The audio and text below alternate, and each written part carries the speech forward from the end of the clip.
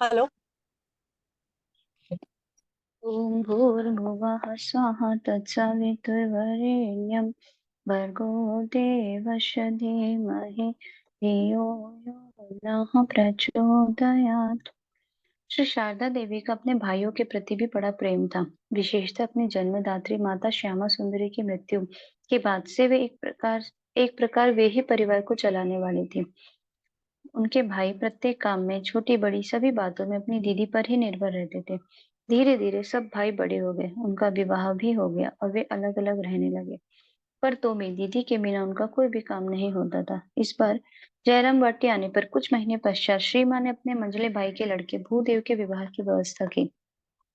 भाई की पत्नियां, भतीजे भतीजियां सभी श्री माँ के स्नेह दुलार की छत्र छाया में पले थे। एक दिन भूदेव की माँ ने बालिका बधू को कुछ डांट दिया। यह सुन श्री माँ हंसते हंसते अपनी भातृजाया सुबोध बाला से कहने लगी, अरे मंझली बहू, चुप रहे चुप रहे, वह क्या ऐसे ही आई है? उसके विवाह में कितने गाजे बाजे गाजे बजे। फिर गंभीर हो कहने लगी, तू डांट क्यों रही है इतनी? कितनी लाडली बहू है ये। चैप्टर 11। अच्छा, यहाँ पर गांदाल जो पढ़ा हमने उसका अर्थ है बेल। बेल का जो फल होता है ना, वो बहुत अच्छी होती है। एक तरह की नहीं, गांदाल एक तरह की बेल है। पेट की बीमारी में उसके पत्तों को पानी या तरकारी के साथ उबाल कर दिया जाता है। झोल रसेदार तरकारी को कहते हैं। तो ये मतलब अगर हम लोगों को मिले भी, पता नहीं गांदाल बेल तो नहीं, कुछ और है। तो इसको अ, अगर हम लोगों को मिले तो हम लोग भी यूज कर सकते हैं इसे। श्री माँ का दैनिक जीवन अनुपम था। वे सारे समय कुछ ना कुछ काम करते ही रहती थी।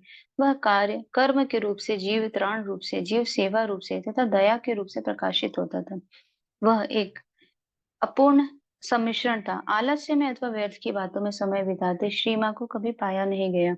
प्रतिदिन ब्रह्म मुहूर्त में लगभग 3 बजे उठकर पहले वे श्री राम कृष्ण देव के चित्र को देखती थी। वही उनके कर्म व्यस्त जीवन का सुस्थिर रंगपट था। सर्व आरंभों की स्थिर यवनिका थी। उठने के समय वे आवेग भरे कंठ से श्री राम कृष्ण का नाम स्मरण करती थी। प्रातः कृत्य समाप्त कर ठाकुर जी का जागरण कराती और फिर जप करने बैठ जाती थी। इतने सवेरे उठने का अभ्यास उन्हें दक्षिणेश्वर से था।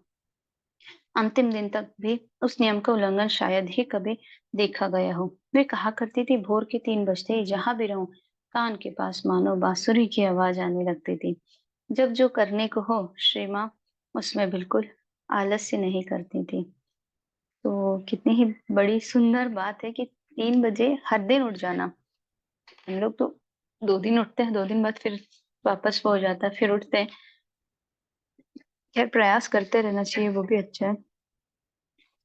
सवेरा होते ही वे घर बुहारती, कपड़े धोती, तरकारी काटती और फिर अपने ही हाथों से पूजा का आयोजन करती। फूल, बेलपत्र आदि ठीक करना, फल काटना, नैवेद्य सजाना इत्यादि सारे कार्य सुंदर ढंग से पूर्ण कर वे 8 बजे के अंदर ही पूजा में बैठ जाती। जब तक शरीर में शक्ति रही तब तक श्री राम कृष्ण की पूजा भी स्वयं करती रही। पूजा समाप्त होने पर अपने हाथों से पत्तों पर प्रसाद सजाकर साधुओं और भक्त सज्जनों के संतानों के लिए भेज देती थी। वे स्वयं ठाकुर के प्रसाद का थोड़ा सा मिश्री का शरबत ले लेते थे। किसी किसी दिन तो वह भी दूसरों के लिए भेज देती थी। श्री माँ पूजा शीघ्र समाप्त करने के पक्ष में थी। वे स्वयं भी वैसा ही करती। एक दिन एक सन्यासी पूजा करने बैठे। उन्होंने खूब स्तोत्र पाठ करना आरंभ किया।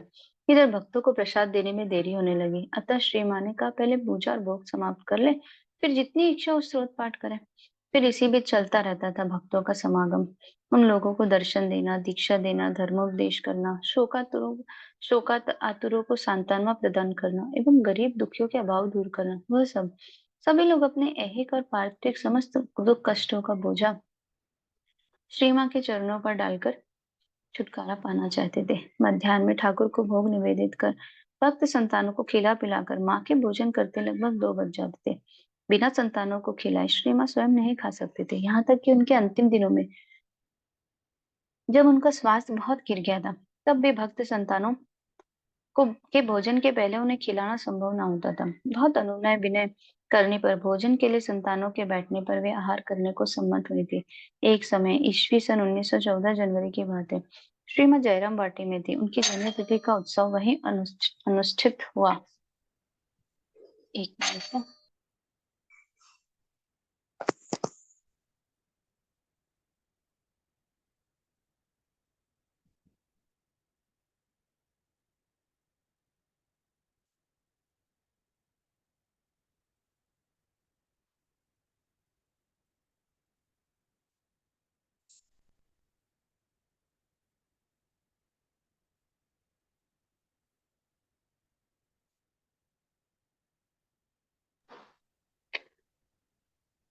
श्री माँ जयराम वाटी में थी। उनकी जन्म स्थिति का उत्सव वहीं अनुष्ठित हुआ। इस अवसर पर जगह जगह से बहुत से सन्यासी और भक्तजन जयराम वाटी में इकट्ठे हुए। आनंद का मेला लग गया। श्री रामकृष्ण देव की पूजा के बाद भक्तों ने श्री माँ के चरणों में भक्ति अर्घ्य निवेदन किया। श्री माँ नए वस्त्र पहनकर नए गलीचे के आसन पर बैठी थी।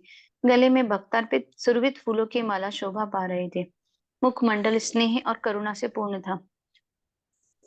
भक्तों ने उनके पाद पदों में पुष्पांजलियां दी। उन्होंने भी सबको आशीर्वाद दिया।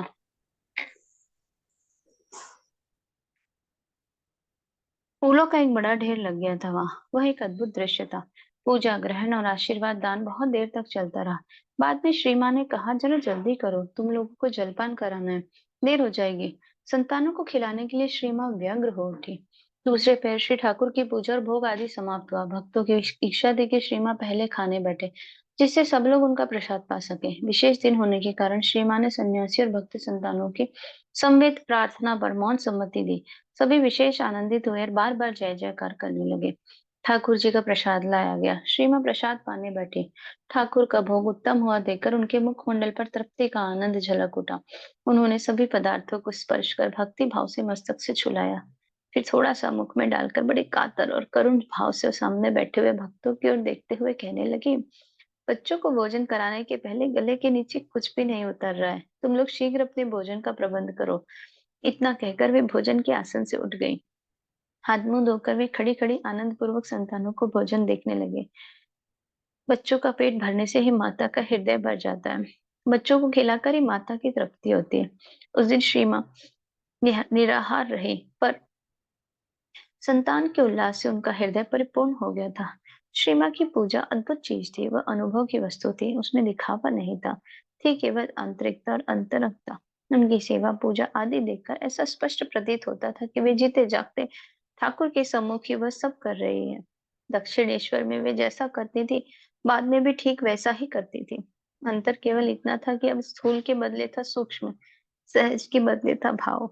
नैवेद्य ग्रह में भोग सजा लिए जाने पर श्री माँ जब श्री राम कृष्ण देव और अन्य देवताओं को नैवेद्य ग्रहण करने के लिए ले जाती थी, तब एक स्वर्गीय दृश्य उपस्थित होता था। सलज्ज वधु की भांति श्री माँ ठाकुर के पास जाकर कहती, चलो खाने चलो। फिर बाल गोपाल के विग्रह के समीप जाकर कहती, चलो गोपाल खाने चलो। इस प्रकार नैवेद्य ग्रहण करने के लिए सबका आवाहन कर जब वे नैवेद्य ग्रह की ओर जाती, तो उनका भाव देखकर ऐसा लगता था मानो सब देवतागण नैवेद्यान ग्रहण करने के लिए उनके पीछे पीछे जा रहे हैं। एक दिन श्री माँ इसी भांति सब देवताओं को बुलाकर ले जा रही थी। एक भक्त महिला मुग्ध हृदय से यह दृश्य देख रही थी। उसकी ओर दृष्टि जाते ही श्री माँ ने हंसकर कहा, सबको भोजन के लिए बुलाए ले जा रही हूँ। इस प्रकार पकड़ में आ जाने से श्री माँ का मुखमंडल लज्जा से आरंगित हो उठा। एक सेवक ने एक दिन माँ से पूछा, माँ ठाकुर क्या सचमुच खाते हैं? श्री माँ, हाँ, मैं क्या देखती नहीं कि ठाकुर ने खाया या नहीं? ठाकुर खाने बैठते हैं, खाते हैं। सेवक ने विस्मित हो पुनः पूछा, तुम देखती हो? श्री माँ ने उत्तर दिया, हाँ देखती हूँ। किसी का दिया हुआ वे खाते हैं और किसी के दिए हुए पर दृष्टि मात्र डालते हैं। जिसका जैसा भाव और भक्ति, भक्ति ही मुख्य है। श्री रामकृष्ण के साथ श्री माँ का सहज और अंतरंग व्यवहार सचमुच मर्म स्पर्शी था। कभी कभी प्रसाद की मिठाई आदि समाप्त हो जाती थी, पर भक्तों को तो प्रसाद देना होगा। ऐसे समय में श्री माँ झटपट एक दोना मिठाई हाथ में ले श्री ठाकुर के सामने रखती और कहती, ठाकुर ग्रहण करो। जो भी यह दृश्य देखता उसका मन एक नवीन भाव में झूम उठता। श्री माँ कहा करती थी, छाया काया ही है। उनकी आंखों के सामने छाया सारे समय दिव्य काया के रूप में प्रतिभासित होती थी। एक समय की बात है, श्री माँ कलकत्ते से जयराम वाटी जा रही थी। विष्णुपुर से सबको लेकर वे बड़े सवेरे 6 बैलगाड़ियों में रवाना हुई। वहां से 8 मील दूर जयपुर चट्टी में दोपहर की रसोई बनाने का प्रबंध हुआ था। चूल्हे से भात की हांडी उतारते समय अकस्मात वह मिट्टी की हांडी फूट गई, जिससे भात और मांड चारों ओर बिखर गया। सब लोग किंग कर्तव्य मोड़ हो गए, पर श्री माँ बिल्कुल विचलित नहीं हुई। वे घास के तिनकों की कूची बनाकर मांड को अलग करने लगी। फिर हाथ धोकर उन्होंने बक्से से श्री राम कृष्ण के चित्रपट को निकाला और एक और प्रतिष्ठित किया। शाल वृक्ष की लकड़ी से भात के कुछ दाने एक शाल पत्ते पर रखे, उसी पर दाल और तरकारी सजाई और हाथ जोड़कर ठाकुर से कहने लगी, आज ऐसा ही बन पड़ा है, जल्दी गरम गरम थोड़ा सा खा लो। साथ की स्त्री श्री माँ का ये व्यवहार देख स्तब्ध हो गई। कोई कोई मुंह दबाकर हंसने लगे। श्री माँ बोली, जब जैसा मौका पड़े उस समय वैसा ही तो करना चाहिए। आओ तुम लोग सब बैठ जाओ भला। सब लोग माँ को घेर कर बैठ गए। उन्होंने लकड़ी से ऊपर का माड़ हटाकर सबको भात परोसा। थोड़ा स्वयं भी थोड़ा सा खाया। कहने लगी, अच्छा बना है। ठाकुर ने ग्रहण किया था, उनका प्रसाद था, वे तो इतना स्वादिष्ट लगा था। श्री रामकृष्ण के साथ श्री माँ का जो ऐश्वर्य संबंध था, वह विधि नियमों में आबद्ध नहीं था, वह तो गुणतम अंतरंगता के सौरभ से भरा हुआ था। पूजा की सुगंधि से सुवासिक था। उनके लिए श्री रामकृष्ण केवल परम देवता नहीं थे, वरन प्राणों के देवता थे, उनकी अंतरात्मा थे। दोपहर के भोजन के बाद श्री माँ विश्राम लेने के लिए थोड़ा लेटती तो थी, पर अधिकांश दिन उस समय स्त्री भक्तों की भीड़ लग जाती थी। वे थोड़ी ही देर बाद उठ जाती, हाथ मुंह धो, कपड़े साफ कर, श्री राम कृष्ण को अपहरण का भोग निवेदित कर वे जप करने बैठ जाती। उस समय स्त्री भक्त उनके दर्शन करती थी। विशेष आवश्यकता होने पर जप के समय भी श्री माँ उन लोगों को उपदेश देती थी। संध्या के थोड़े पूर्व से पुरुष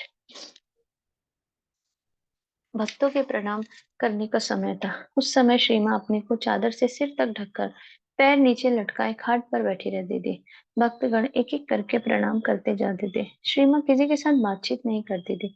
यदि कोई विशेष परिचित भक्त होता तो उसके प्रश्न करने पर वे बहुत धीमे अथवा केवल सिर हिलाकर उत्तर देती थी। पास के सेवक स्पष्ट करते हुए भक्तों को माँ का उत्तर बतला देते थे। इस प्रकार रात के लगभग 11 बजे तक श्री माँ की देवी देवताओं और भक्तों की सेवा चलती थी। रात में उन्हें 3-4 घंटे से अधिक विश्राम करने का समय नहीं मिलता था। श्री माँ का जयराम बाटी का जीवन उनकी कार्यशालिता के कारण और भी व्यस्त था। वहां तो उन्हीं को अपने हाथ से सारे कामकाज करने पड़ते थे। सवेरे रसोई का प्रबंध करना, तरकारी काटना, भंडार की देखरेख करना, भक्तों के रहने खाने की व्यवस्था करना, सब कुछ वे ही करती थी। श्री रामकृष्ण देव की पूजा समाप्त कर सबको जलपान करती थी और स्वयं थोड़ा सा प्रसाद मिश्री का शरबत लेती थी। फिर रसोई बनाने वाली को जलपान के लिए बिठाकर वे श्री रामकृष्ण के भोग के निमित्त कुछ चीजें तैयार करती थी। कई बार सबके लिए रसोई बनाना और परोसना आदि भी श्री माँ को ही करना पड़ता था। अतिथि अभ्यागतों और भक्तों का आना जाना लगा ही रहता था। फिर शाम को भी ये सारे काम उन्हीं को करने पड़ते थे। उन्हें प्रतिदिन 100 बीड़े पानी लगाने पड़ते थे। रसोई की व्यवस्था कर वे अपने हाथों से ही लूची, रोटी, तरकारी आदि बनाती थी। लालटेन साफ करने से लेकर भक्तों की मच्छरदानी टांगने के लिए सुतली आदि का प्रबंध तक वे ही करती थी। भक्त सेवा श्री माँ की जयराम वाटी जीवन का एक प्रधान अंग थी। हर एक भक्त उनसे जयराम बाटी में अपनी जन्मदायिनी माता की उपेक्षा भी अधिक घनिष्ठ रूप से मिलने का अवसर पाता था। कभी कभी कोई भक्त अपहरण में उनके दर्शन करने आते थे। श्री माँ उनसे कुशल प्रश्न पूछकर और उपदेश आदि देने के बाद बड़े स्नेह से उन्हें मिठाई आदि खाने को देती थी। फिर उनके साथ पान, और वह भी 2 बीड़े से कम किसी को नहीं। ये सब चीजें हैं तो बड़ी सामान्य, पर श्री माँ ऐसे स्नेह के साथ देती कि भक्तों के हृदय पर माँ के स्नेह की गहरी छाप पड़ जाती थी। पड़ोसियों के प्रति श्री माँ का अपनापन अपना सानी नहीं रखता था। जयराम वाटी में मोहल्ले के वृद्ध स्त्री पुरुष प्रतिदिन घर के छोटे लड़के लड़कियों को लेकर श्री माँ को प्रणाम करने आते थे। श्री माँ भी हर एक के सुख दुख पूछती और आवश्यकता होने पर यथाशक्ति सहायता करती। फल, मिठाई आदि जो कुछ रहता, दोनों हाथ भर भर कर लोगों को देती। वे सभी की परम आत्मीयता थे। किसी की दीदी थी, किसी की बुआ और किसी की मौसी। यही उनका उन सबके साथ संबंध था। जहां भी विपत्ति की छाया पड़ती, दुख कष्ट के बादल गहराते, वहीं श्री माँ के सेवा हस्त पहुंच जाते थे। गांव के बनर्जी परिवार की एक विधवा के कान के भीतर बड़ा घाव हो गया। उसे उससे बहुत पीड़ा होने लगी। उसके एक छोटे बच्चे को छोड़ अपना कहने को और कोई नहीं था। जयराम वाटी में न डॉक्टर था, न वैद्य, और न दवा पानी की कोई व्यवस्था थी। कान का वह घाव सड़ गया था, उसमें बड़े बड़े कीड़े पड़ गए थे। दुर्गंध के मारे कोई उसके पास तक न फटकता था। बेचारी विधवा वेदना से छटपटाती रहती थी। श्री माँ को यह खबर मिली। उन्होंने तुरंत पानी में नीम पत्ते उबाले और वह गर्म पानी लिए विधवा के घर को चली। साथ में एक सेवक ब्रह्मचारी थे। श्री माँ ने पिचकारी से घाव धो दिया। श्री माँ उस विधवा की सेवा शुश्रूषा कर दोपहर को घर लौटी। इसी समय कुहालपाड़ा आश्रम से एक ब्रह्मचारी श्री माँ के लिए बाजार से कुछ सामान खरीद कर लेकर लेते आए। ब्रह्मचारी को देखते ही श्रीमान ने उत्कंठित होकर कहा, देखो बेटा, तुम लोग तो कुआलपाड़ा आश्रम में कभी कभी असहाय रोगियों को देख रखकर उनकी सेवा देखभाल करते हो। केदार, उस समय उस आश्रम के अध्यक्ष स्वामी केशवानंद, जो है उनका नाम है केदार, केदार से कहना, अगर तुम लोग इस विधवा को वहां ले जाकर सेवा की व्यवस्था कर सको तो बड़ा अच्छा हो। हाय बेचारे की कोई देखने वाला नहीं है, सेवा जतन के अभाव से उसका घाव सड़ गया है, बड़ी दुर्गंध आती है, कोई पास तक नहीं जाता, उसका अबोध बच्चा भी कैसे कष्ट में पड़ा हुआ है।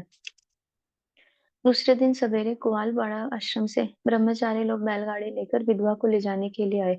पालकी न मिल सकी, इस बीच माँ ने विधवा के घर जाकर उसका घाव धो दिया।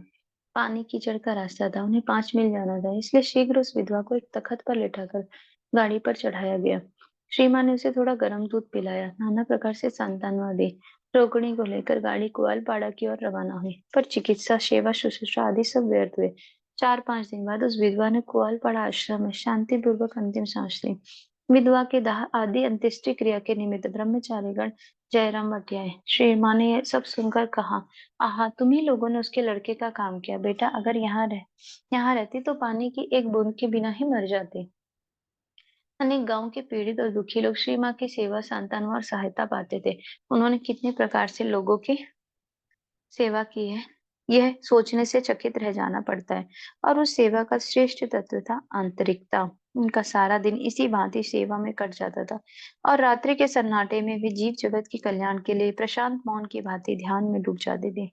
जयराम बाटी में एक सेवक वह विश्राम विशेष रूप से देखा करते थे कि रात में वे जब कभी कमरे से बाहर आते, माँ त्यों ही आवाज देती, कौन है। सेवक को इससे चिंता होती, वे सोचते, क्या माँ को रात में नींद नहीं आती। उन्हें अनिद्रा की बीमारी तो नहीं है। इसलिए एक दिन उन्होंने पूछा, माँ क्या आप रात में नहीं सोती या नींद ही नहीं आती। जब भी उठता हूँ आप आवाज देती है। श्री माँ के अधरों पर स्निग्ध हंसी फैल गई। उन्होंने कहा, बेटा कब सोऊं। लड़के लोग व्याकुल होकर आते हैं और हट करके दीक्षा लेकर चले जाते हैं। स्वयं तो कुछ करते नहीं, काम काज में ही उनका समय चला जाता है। जब एक बार उनका भार ले लिया है, तब मुझे उनको देखना तो पड़ेगा ही। इसलिए जब करती हूँ और ठाकुर के पास उनके लिए प्रार्थना करती हूँ, हे ठाकुर, उन्हें चैतन्य कर दो, मुक्त कर दो। इस संसार में बहुत दुख कष्ट है, उनको फिर से ना आना पड़े। तभी तो कल्याण में रात जाग जाग कर संतानों के लिए जप करती थी, उनके कल्याण की प्रार्थना करती थी। श्री माँ के दैनिक जीवन का सर्वश्रेष्ठ माधुर्य था संतोष, फिर धैर्य और सहिष्णुता वे कैसी असीम थी। वे सारा जीवन नित्य नवीन प्रेम माधुरी के साथ कार्य करती रही। सभी अवस्थाओं में उनके शांत सौम्य भाव को देखकर ऐसा लगता था मानो वे ध्यान मग्न है। सारे तभी तो उनके सारे कार्य पूजा के सौरभ से हरे भरे रहते थे। इस बार लगभग 7 महीने जयराम वाटी में रहकर श्री माँ ईस्वी सन 1913 के सितंबर में कलकत्ता आई। एक दिन अपहरण में एक महिला आई और श्री माँ को प्रणाम कर उनके चरणों के पास बैठकर दीक्षा के लिए रोने लगी। श्री माँ ने न जाने क्यों उसे दीक्षा देने को किसी प्रकार राजी नहीं हो रही थी। कह रही थी, मैं तो तुम्हें पहले ही मना कर चुकी हूँ, क्यों आई। मेरा स्वास्थ्य अच्छा नहीं, अभी नहीं होगा। पर वह भी छोड़ने वाली नहीं थी। दीक्षा के लिए वह श्री माँ के पीछे पड़ गई। शायद उसका तन मन पवित्र नहीं था, इसलिए श्री माँ किसी प्रकार सहमत नहीं हो रही थी। एक बार उन्होंने कहा भी, तुम लोगों का क्या, तुम लोग तो मंत्र लेकर चली जाती हो, फिर उसके बाद। बहुत अनुनय विनय के बाद आगामी महाअष्टमी का दिन दीक्षा देने के लिए निश्चित हुआ। अनेक लोगों के पाप ताप ले लेकर श्री माँ का स्वास्थ्य अक्सर ही खराब हो जाता था। फिर भी वे कलकत्ता आती, लोगों के कानों में मुक्ति मंत्र सुनाने के लिए, उन्हें मुक्ति प्रदान करने के लिए। कितने ही पथभ्रष्ट इधर उधर भटकते हुए, धूल कीचड़ से सने हुए लोगों को भी वे अपनी अभयदायिनी गोद में स्थान देती थी। किसी एक दिन एक स्त्री भक्त ने कहा, यही तो बात है माँ, आप कई बार अस्वस्थ रहती हुई भी दया करके दीक्षा दे देती हैं, और इस प्रकार हम लोगों का दुख भोग अपने ऊपर लेकर और भी कष्ट पाती है। सुनकर माँ ने कहा, हाँ बेटी, ठाकुर यही बात कहते थे, नहीं तो भला इस शरीर में क्या रोग राई हो सकता है। इसी बीच कुछ हैजा सा भी हो गया था। फिर भी विशेष कारण ना होने पर वे किसी को निराश नहीं करते थे। एक दिन सवेरे बाग बाजार में मातृ सदन उद्बोधन कार्यालय में श्री माँ के समीप बैठकर एक सन्यासी ने पूछा, माँ, कुछ लोग कहते हैं कि मठ के साधु लोग यह जो सेवाश्रम अस्पताल आदि चला रहे हैं, पुस्तकें बेचते, हिसाब किताब रखते। वह सब अच्छा नहीं। ठाकुर ने क्या यह कुछ किया था? जो लोग व्याकुलता होकर मठ में नए नए आते, उन पर यही सब काम लाद दिया जाता। अगर कर्म ही करना है तो पूजा, जप, ध्यान, कीर्तन आदि सब करें। दूसरे कर्म वासना उत्पन्न करके मनुष्य को भगवान से विमुख कर देते हैं। सब सुनकर श्री मां ने शांत भाव से कहा, तुम लोग उनकी बातें मत सुनना। यदि कामकाज ना करोगे तो दिन रात फिर क्या लेकर रहोगे? 24 घंटे क्या जपध्यान किया जा सकता है? वे लोग ठाकुर का उदाहरण देते हैं, पर उनकी बात ही निराली थी। तुम लोग उनकी बातों पर कान मत देना। फिर शरणागति के संबंध में कहने लगी, ठाकुर जैसा चला रहे हैं वैसा ही चलना। मठ इसी तरह चलेगा। जो लोग ऐसा ना कर सकेंगे वे निकल जाएंगे। हमने अन्यत्र यह उल्लेख किया है कि सन 1890 ईस्वी में श्री मां बोध गया से बुद्ध गया देखने गई थी। वहां के विशाल मठ और विपुल ऐश्वर्य को देखकर उनके प्राण व्याकुल हो उठे थे। उन्होंने अपनी सन्यासी संतानों के लिए एक स्थायी जगह के संबंध में श्री रामकृष्ण देव के पास रो रोकर प्रार्थना की थी। सब लड़कों को संघबद्ध करके रखने के लिए उनकी आकुल प्रार्थना और सक्रिय प्रयत्न का कुछ आभास अन्यत्र दिया जा चुका है। श्री रामकृष्ण के आगमन हेतु के संबंध में एक अर्थपूर्ण संकेत भी जीवन का जो आदर्श रख गए, उसके प्रति श्री मां की असीम प्रीति और संघ के प्रचार प्रसार की एक अटल महान संभावना, यह सब श्री मां की उक्त प्रार्थनाओं में व्यक्त हो उठा है। उनकी वाणी शब्द मात्र नहीं है, वह तो त्रिकाल रूपणी की दिव्य दृष्टि के समक्ष प्रकाशित भविष्य का सुस्पष्ट आभास है। उनकी सत्य दृष्टि के सम्मुख आने वाले युग का चित्र खिंच गया था। युगा अवतार के भाव के दूर दूर तक फैलकर सबको सराबोर कर देने की गौरवमयी सूचना उनके सत्य संकल्प मन में पहले ही स्पंदित हो उठी थी। श्री मां की आवेगमयी प्रार्थना में हम मानव जाति की श्रेष्ठतम आशा और पवित्रतम आकांक्षा की संपूर्ति का एक अत्युज्वल चित्र देख पाते हैं। श्री रामकृष्ण संघ का गठन और उसके विस्तार तथा श्री रामकृष्ण देव की भावधारा की आशातीत अग्रगति के संबंध में आलोचना का यह स्थान नहीं। हम तो विशेषतः श्री रामकृष्ण देव के लीला संवरण के बाद किस प्रकार शारदा देवी के जीवन को केंद्रित करके श्री रामकृष्ण संघ संगठित हुआ था। श्री रामकृष्ण के विवेकानंद प्रमुख शिष्यगण जो संघ के आचार्य थे, संघ रूपिणी श्रीमा पर अपने व्यक्तिगत एवं संघगत जीवन के संबंध में कहाँ तक निर्भर रहते थे तथा श्रीमा ने किस प्रकार आंखों से दूर रहकर भी धर्म संघ को परिचालित व नियंत्रित किया, इन्हीं सब बातों की समय समय पर की कुछ झलके देकर संतोष अनुभव करेंगे। लोक कल्याण के कार्यों के साथ साथ श्री रामकृष्ण संघ के सन्यासी संतानों के आध्यात्मिक जीवन गठन का विराट दायित्व श्री मां किस प्रकार दिन पर दिन चुपचाप बहन किए जा रहे थे, इसका भी सामान्य आभास स्थान स्थान पर दिया जाएगा। यह बहुतों के लिए एक महान आश्चर्य की बात है कि लिखना पढ़ना न जानने वाली और सदा अवगुंठन में रहने वाली शारदा देवी के लिए ऐसे विपुल शक्ति संपन्न श्री रामकृष्ण संघ को चलाना कैसे संभव हुआ था। भला विश्व विजयी स्वामी विवेकानंद, प्रमुख अमित घी और विराट आध्यात्मिक शक्ति संपन्न सन्यासीगण इस अवगुंठिता रमणी के निकट ऐसी कौन सी शक्ति और प्रेरणा पा सकते थे?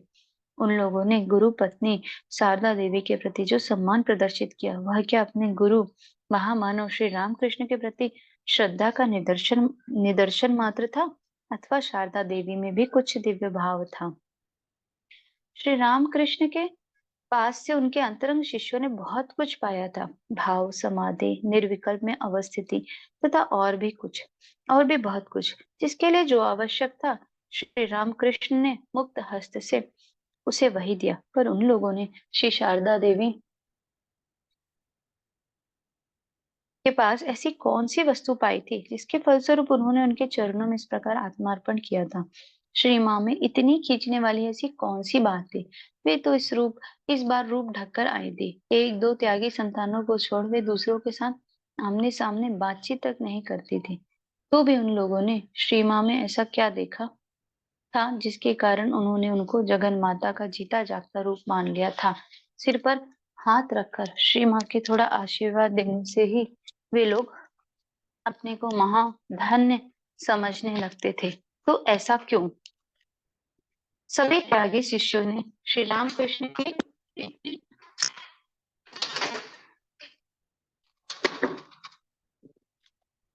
सभी त्यागी शिष्यों ने श्री रामकृष्ण की अच्छी तरह परीक्षा करके उनको बजाकर तब ग्रहण किया था। श्री रामकृष्ण भी उस संबंध में शिष्यों को उत्साह देते हुए कहते, साधु को दिन में देखना, रात में देखना, तब उन पर विश्वास करना। और भी कहते, भक्त होना पर मूर्ख क्यों होना। शिष्यों ने श्री रामकृष्ण को दिन रात देकर नाना प्रकार से उनकी परीक्षा करने के पश्चात अपनाया था। श्री रामकृष्ण के लीला संवरण के बाद भी उनके शिष्यों ने उनके अस्तित्व और देवत्व के संबंध में परीक्षा करना नहीं छोड़ा। पर क्या श्री मां के चरणों में उन्होंने बिना किसी विचार के ही सिर नवा दिया था। राखाल ठाकुर के मानस पुत्र थे।